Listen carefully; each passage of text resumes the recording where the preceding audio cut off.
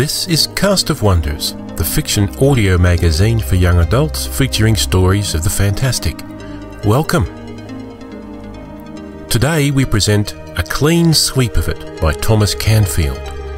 Canfield's phobias run to lawyers, politicians and oil company executives. He likes dogs and beer.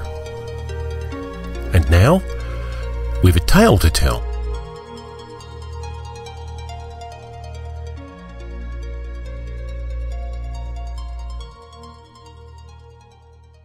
A Clean Sweep of It by Thomas Canfield.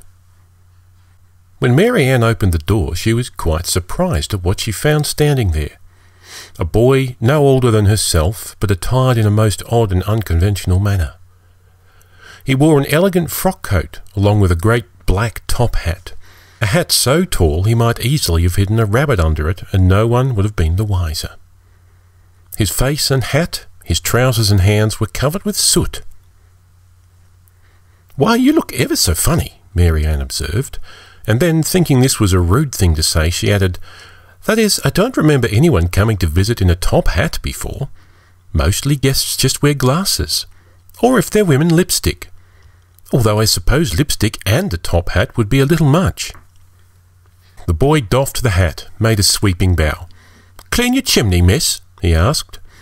He leaned on the bristly brush that he carried, grinned, very much at his ease. "A chimney sweep!" Mary Ann exclaimed. "That explains everything." To be honest, it didn't quite explain everything, for the sweep carried a ring of keys attached to his belt, keys of a most curious sort, some silver, some bronze, some square, others round. Mary Ann had never heard of a sweep carrying keys before. "I suppose the chimney could stand a scrubbing," Mary Ann reflected. "It hasn't been cleaned in ever so long. It's quite old and dark, and when the wind blows it makes all manner of noises. I shouldn't care to climb up there myself." "I clean every kind of chimney, miss." The sweep gave a jaunty twirl of his brush. "Narrow and crooked, old, young, it makes no difference. Noises are a particular specialty of mine. They can be devilish tricky, and some sweeps, they don't know how to deal with them. But never was a noise I couldn't locate, miss. I finds 'em, and when I does, I eliminates 'em. The chimney hasn't been cleaned properly till Avery's been on the job. I tell all my customers that, and it's true. Ask any one of 'em." "You hardly need your customers to proclaim your merits," Mary Ann smiled. "You've done so thorough a job of it yourself, what could they add?" Mary Ann beckoned for the sweep to enter. "Do come in. Only wipe your feet first. Mother is most particular about that." The sweep slipped off his shoes, left them outside. He made his way right to the chimney without Mary Ann even having to show him the way. "Now, miss, this chimney is every bit as handsome as I imagined. A very fine specimen indeed." Mary Ann nodded. It was a grand old chimney, to be sure. It had been fashioned from the best brick by the best masons and was 200 years old at the very least. The sweep rested his ear against the brick, listening, much as a doctor might monitor a patient's heartbeat. "But neglected, most sorely neglected." The sweep pursed his lips, caressing the bristles on his brush. "Never you mind, though. We'll soon remedy that." The sweep ducked to look up the vault of the chimney. "It's just as I thought," he declared. He scrambled forward, and first his head, then his torso, and finally his feet disappeared. There was a hollow thumping sound from within the chimney, and a thin flurry of soot drifted down. The sweep popped back out, nimbly and without apparent effort. The very tip of his nose bore a great daub of fresh soot. Grinning, he fished a handkerchief from his pocket and wiped his nose clean. "Well, miss, it's no worse than others that I've seen," he said, "and I'll charge you no more despite the extra work. These old houses, you never know exactly what you're going to find. Personally, it isn't the brownies that I mind so much. They're amiable enough for all that they have no business taking up lodging in your chimney. But the pixies, they're another story altogether." "Excuse me?" Mary Ann was startled. "Did you say brownies?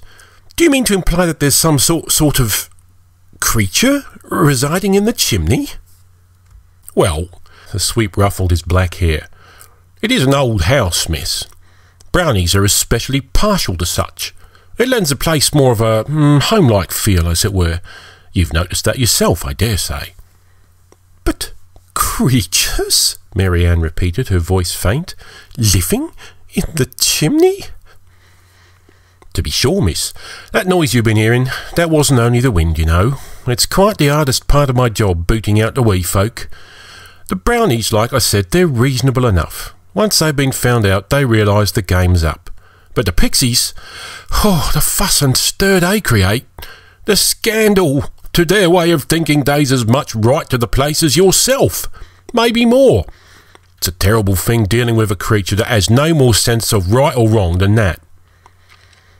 Mary Ann rubbed her eyes as though in the middle of a bad dream. Oh, and you can persuade them to leave? All of them?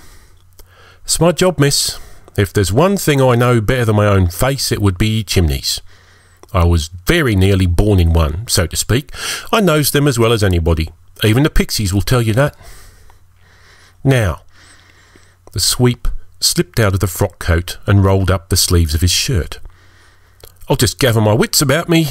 You don't ever want to plunge into a chimney without having a care as to what you're about. Certainly Mary Ann wasn't going to argue with that. She had no plans of plunging into any chimney. But if it ever came to it, she would do so with her eyes wide open. Got my broom, rags and an handkerchief. The sweep took a quick inventory of his tools. Magic charm and keys. The sweep dangled the key ring at his hip. Can't go anywhere without my keys. Now I have it, Mary Ann exclaimed. Keys mean that there must be locks, and locks mean that there must be doors. Right you are, miss. The pixies will hollow out a little spot right in the heart of the chimney. They're very fond of their comforts, pixies are. And since they don't intend on sharing with anybody, they fashion gates and doors out of whatever's at hand. Birch bark or apple wood or hickory nut shells that squirrels have hidden in the chimney. They're fearful cunning when they put their minds to it. Now these keys, I designed them myself, smelted the metal and allowed it to cure under moonlight. Ensorcelled they are. Were they any less powerful, they'd never open a pixie lock. Not a chance in the world. Mary Ann examined the keys with great respect, scarcely daring to touch them. I never knew there was so much to being a chimney sweep, she admitted, feeling a sense of shame at her own ignorance.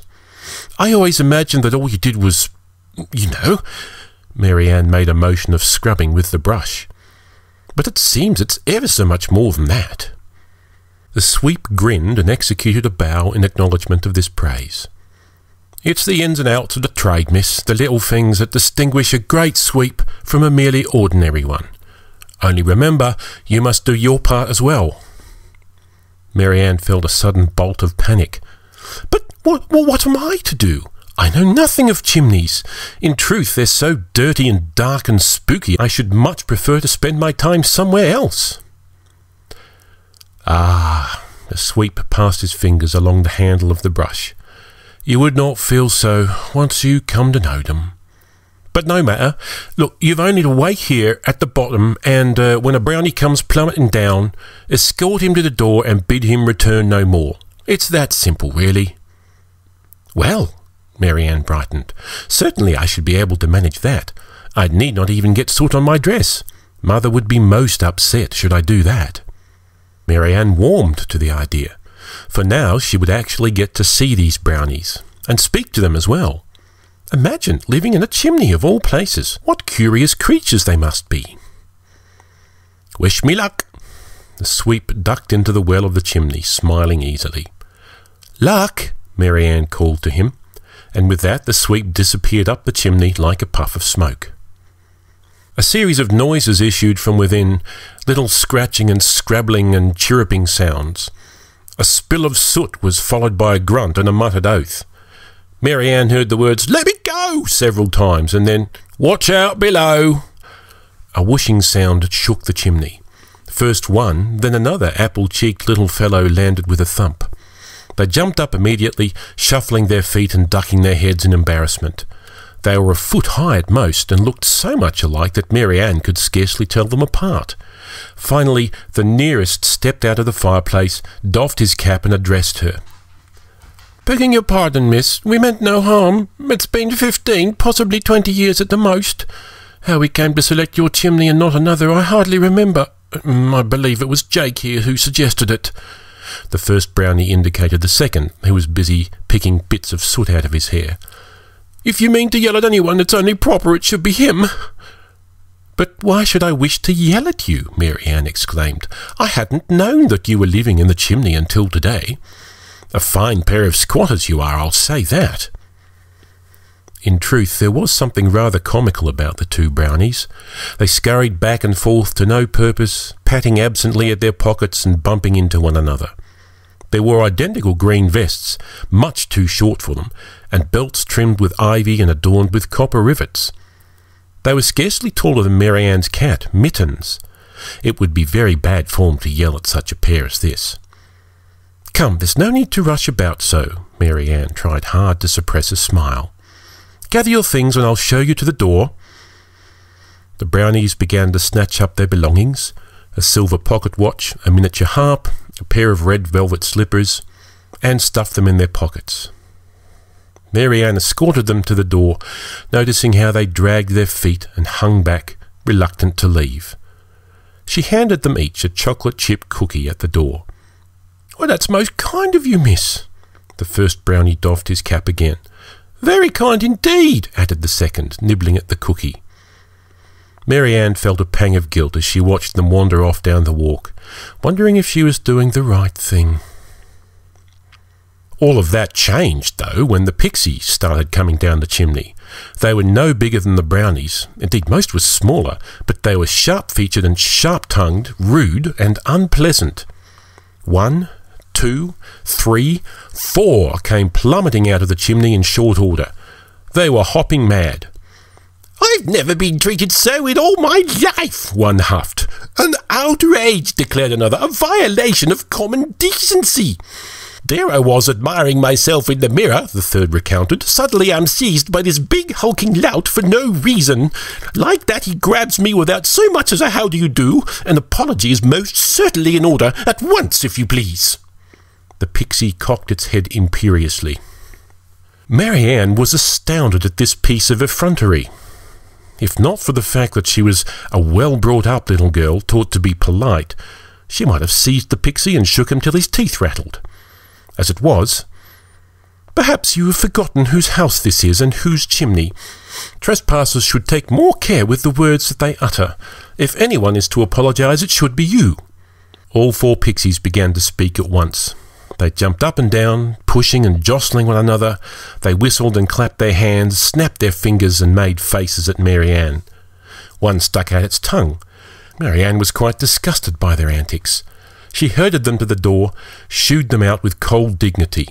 There were no chocolate chip cookies this time. Mary Ann returned to the fireplace.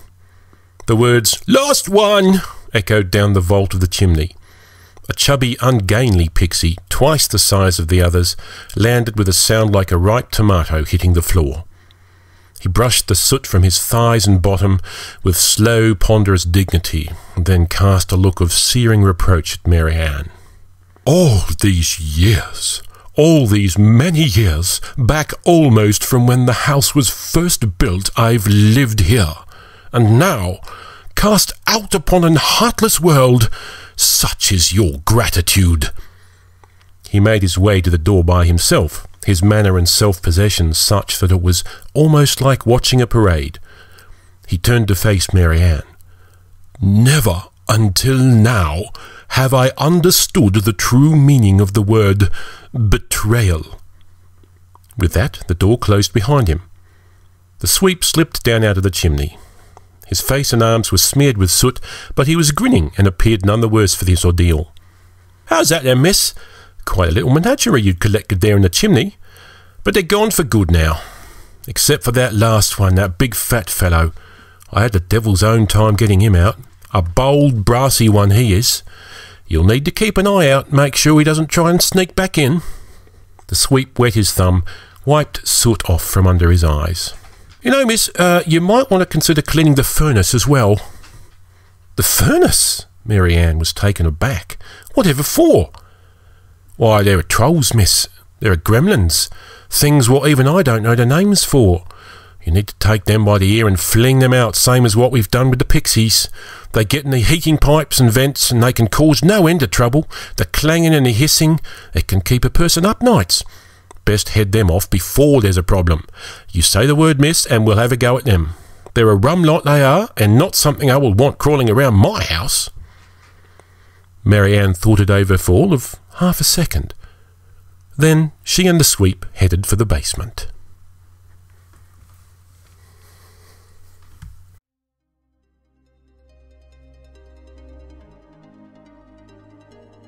And so ends a clean sweep of it. Come tell us what you thought of the story in the forums at castofwonders.org/forums. We'd love to hear from you. Cast of Wonders is released under a Creative Commons Attribution, Non-Commercial, No Derivatives license. Share it, but don't change it or sell it. Theme is Appeal to Heavens by Alexei Nov from musicalley.com.